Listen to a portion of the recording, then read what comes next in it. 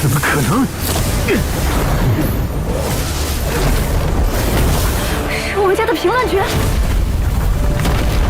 你渡得了我吗？魔斩无道者。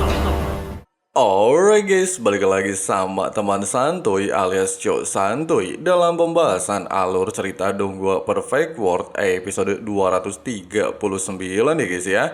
Sebelum masuk ke alur ceritanya, kita rekap santuy dulu sedikit aja episode sebelumnya. Mengetahui lawan yang dia hadapi telah menyembunyikan kultivasinya, Ziri Tianjun secara nekat melepaskan teknik pamungkas untuk menekan Si Hao. Namun sayangnya, hal ini tidaklah berdampak apapun. Pasalnya setelah King Si Hao melewati jalan kultivasi tubuh sebagai benih abadi, dia berhasil mengalahkan Tianjun dengan satu kali serangan. Sampai akhirnya, ketika Si Hao membawa seluruh murid Akademi Tiansen memasuki istana abadi, mereka tiba-tiba saja dihadang oleh sosok makhluk jahat dari Tungku Dao Sutao. Terus gimana sih keseruan dan kelanjutan alur ceritanya? Penasaran ya kan? Jadi langsung aja simetriskan posisi rebahan, siapkan cemilan. Inilah waktunya kita baku hantam.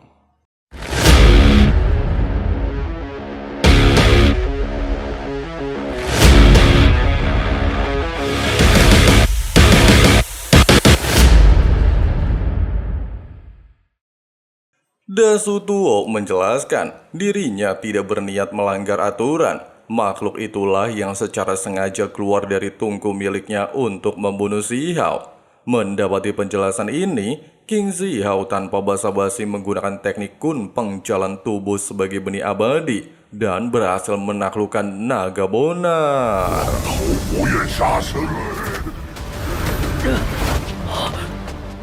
Meskipun si naga meminta bantuan Dasutuo menyelamatkan dirinya, tapi Si Hao dengan cepat membawanya pergi meninggalkan tempat ini. Dia juga berniat memanggang si naga bersama rekan-rekannya. Sementara itu, di saat Lan Xian merasa kagum dengan bakat Huang, Tianjun meminta kedua jenius untuk mengikuti pergerakannya. Bahkan Ziri Tianjun kembali menggunakan wujud asli energi ungu menantang Huang bertarung. Menyadari kekuatan benih energi ungu primordial telah mencapai batasnya, serta di tempat ini juga tidak ada energi ungu primordial, King Si Hao lantas mengaktifkan Kaisar Guntur.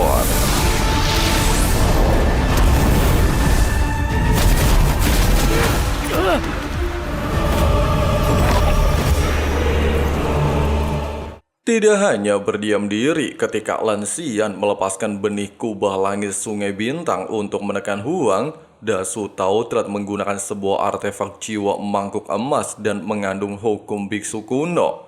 Meski Xiao mengakui hukum masa kini dapat mengkondensasikan gerbang Dao dalam tubuh menjadi sebuah artefak, tapi kemampuan ini belumlah cukup menandingi jalan tubuh benih abadi yang mengandung kekuatan alam semesta dan membuat jiwa primordial keduanya berevolusi menjadi penguasa iblis.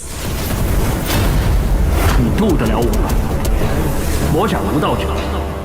Desain para murid terkejut-kejut bukan main ngelihat jalan kultivasi yang ditempuh Si Hao. Dasutao telah melepaskan segel 6 ajaran Buddha, sementara Lin Xian menggunakan formasi hukum langit 9 binatang.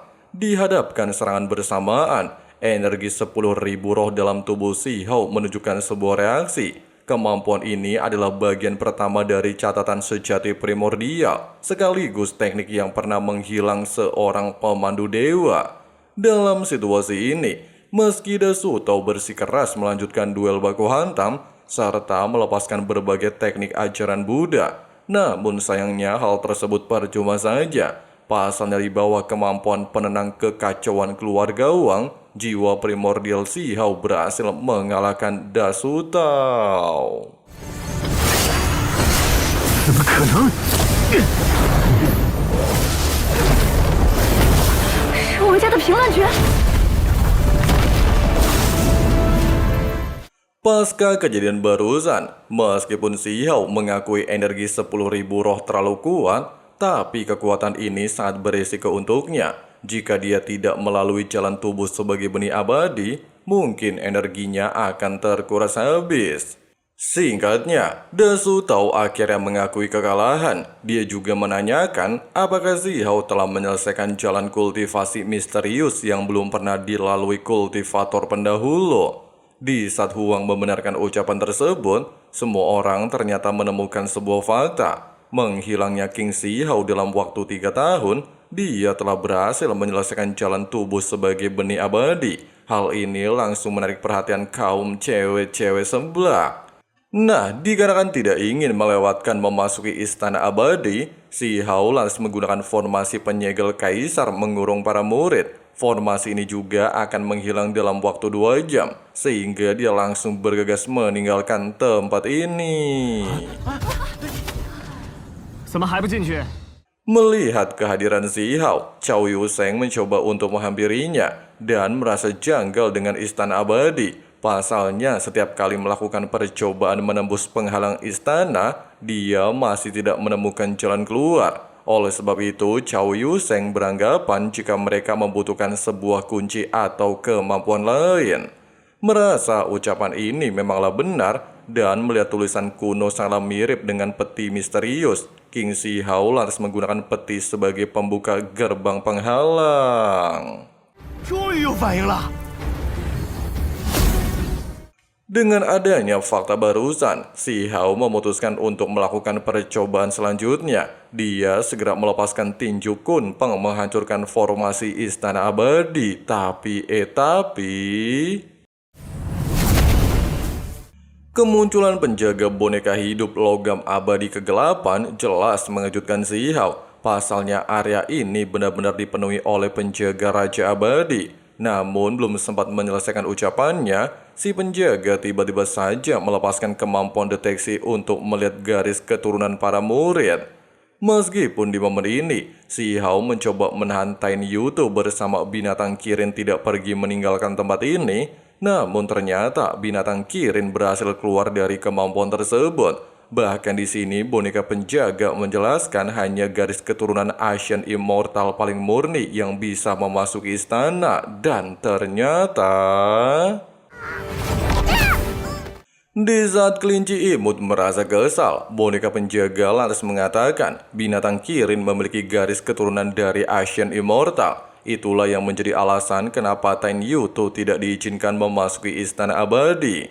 Untungnya saja, dikarenakan binatang Kirin memohon kepada boneka penjaga untuk membiarkan Yutu ikut bersamanya, si penjaga lantas membuat pengecualian, sehingga Tainyu Yutu dengan senang menyusul hewan peliharaannya, kemudian diikuti oleh murid lainnya. Tapi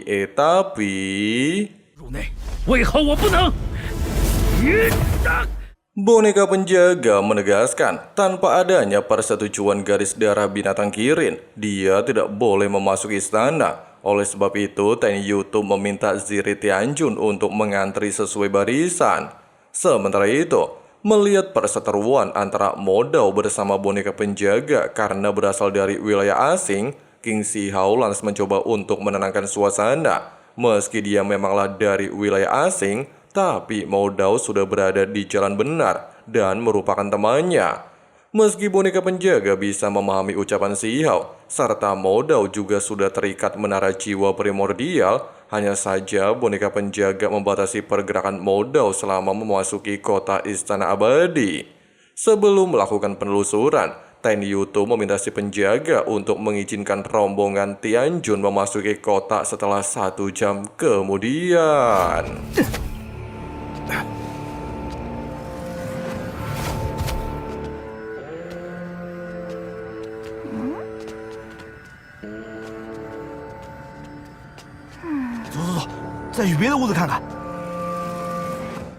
Beberapa saat kemudian, setelah berpencar ke segala arah, rombongan si Hao telah kembali dan menyampaikan kabar jika mereka tidak menemukan obat dewa, harta rahasia maupun kitab suci. Sehingga Mono beranggapan kunci sebelumnya merupakan sebuah kesempatan untuk membuka jalan rahasia. Oleh sebab itu, King Zihao kembali mengeluarkan peti misterius. Tapi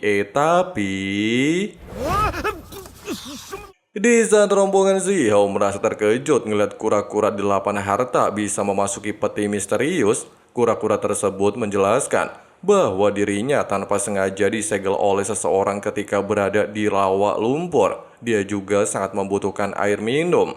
Mendengarkan hal ini jelas mengingatkan Si Hao dengan ucapan Tetua Agung. Ada sosok makhluk aneh bersembunyi di bawah lumpur. Namun belum sempat mengingatnya dengan jelas, kura-kura 8 harta langsung tancap gas mencari kolam air.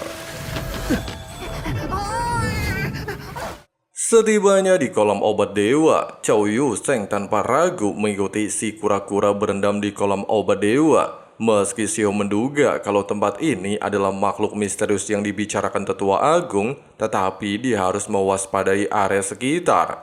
Tidak berselang lama, ngelihat kolam obat dewa sangat berguna untuk tubuh, Ziri Tianjun bersama para murid terlihat mengikuti Chow Yuseng berendam di kolam obat. Mereka juga bisa menikmati energi melimpah dari kolam. Namun di waktu bersamaan, sosok makhluk misterius tiba-tiba saja menunjukkan diri. 果真有生灵在。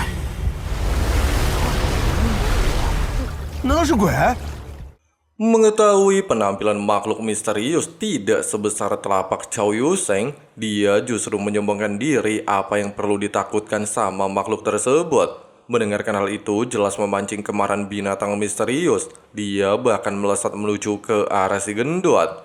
Meskipun rombongan Si Hao melakukan segala cara untuk mematikan binatang imut kecil, hanya saja kemampuan yang mereka lepaskan tidaklah cukup, sehingga membuat Chow Yuseng kena ulti ados. Waduh, kasihan bener ya guys ya.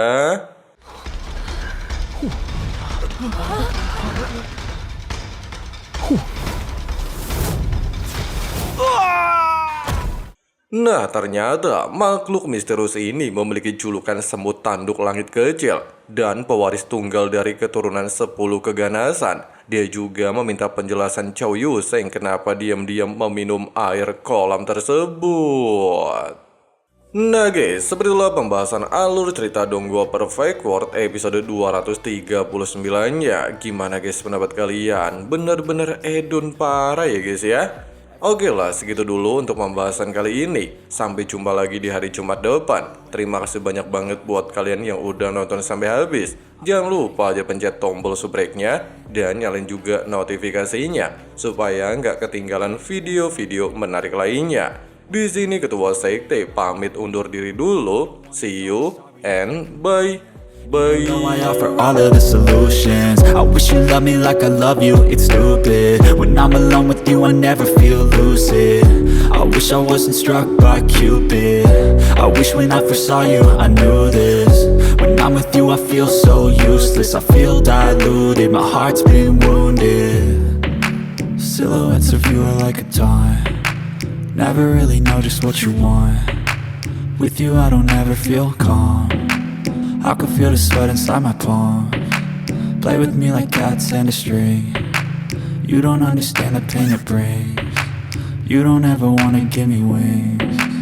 You don't ever wanna set me free.